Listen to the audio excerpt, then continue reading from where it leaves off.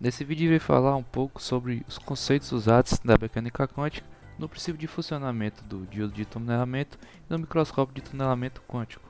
Antes de tudo, é preciso ressaltar a mecânica quântica, que é uma teoria desenvolvida no começo do século XX e tem grandes nomes como Max Planck, Werner Heisenberg, Erwin Schrödinger, entre outros.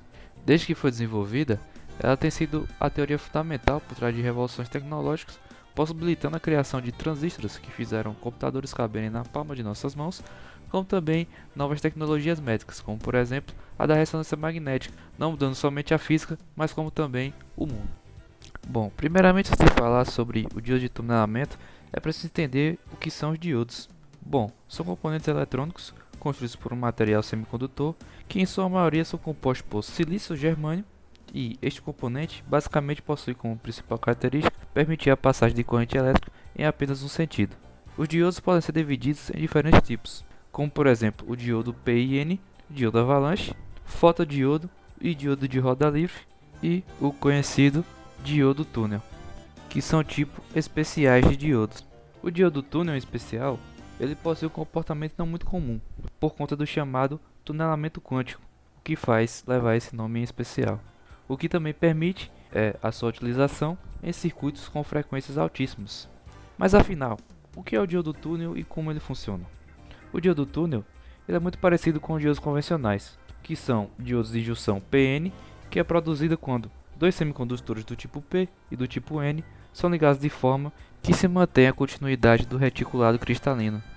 O diodo túnel recebe seu nome por conta do efeito túnel, ou tunelamento quântico, conceito que a física quântica descreve quando partículas conseguem transpor um estado de energia que seria teoricamente proibido para a física clássica. O que difere o diodo túnel dos demais é a sua alta dopagem, ou seja, alto nível de impureza nas duas camadas, tanto a P quanto a N. Por conta desse alto nível de dopagem, sendo a dopagem de um semicondutor o processo no qual as impurezas são adicionadas a ele, a fim de melhorar suas características através da adição de outros elementos.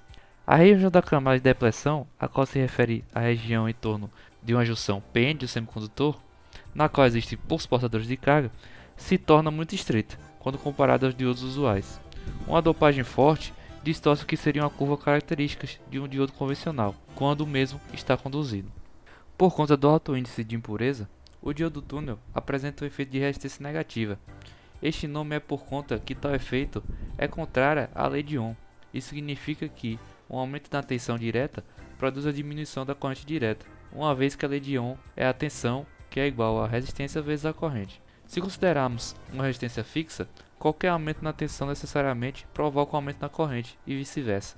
A resistência negativa não é real, não é algo físico que pode ser inserido em um componente ou circuito para que ocorra esse comportamento, pois esse termo é na verdade uma idealização que a matemática utiliza para descrever o comportamento observado em virtude do tunelamento quântico. Analisando os gráficos do comportamento do diodo túnel, pode-se observar inicialmente o comportamento comum com os demais diodos. A partir do momento que a tensão atinge o ponto de pico, onde há um nível de tensão máximo, o valor da corrente começa a diminuir.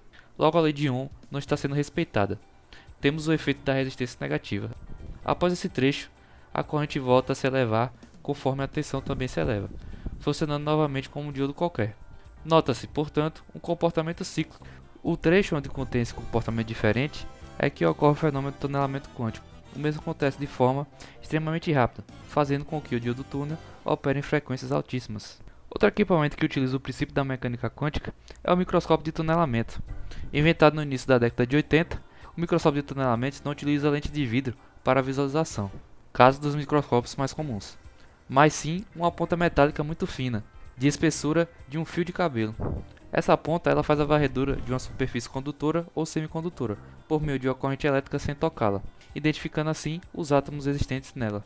Semelhante ao diodo túnel, o microscópio funciona baseado no efeito túnel, que é produzido quando um elétron passa de um certo átomo para outro. Assim, o elétron desaparece em um átomo e aparece em outro, como se passasse por um túnel, e durante esse processo não se consegue vê-lo. Quando o elétron passa de um átomo na superfície para o átomo na ponta do microscópio, por meio do tunelamento, ele gera uma alteração na corrente elétrica. Esta corrente elétrica resultante varia de acordo com a distância que o átomo está da ponta metálica. A informação gerada pelo mapeamento da intensidade da corrente vai para o computador, que a transforma em uma imagem tridimensional. O microscópio faz o seguinte processo com a ponta metálica. Ela vai medindo essa corrente de tunelamento ponto a ponto. Com isso, o computador constrói uma imagem de como é essa superfície. Não é a ponta que forma a imagem, ela apenas mede a corrente. Depois, usa-se a computação para apresentar a corrente na forma de imagem. Esse microscópio ele permitiu a visualização da distribuição dos átomos em uma superfície e dos seus níveis de energia atômica, assim como também a manipulação atômica e ainda a possibilidade de promover ligações químicas entre esses átomos por meio da ponta do microscópio.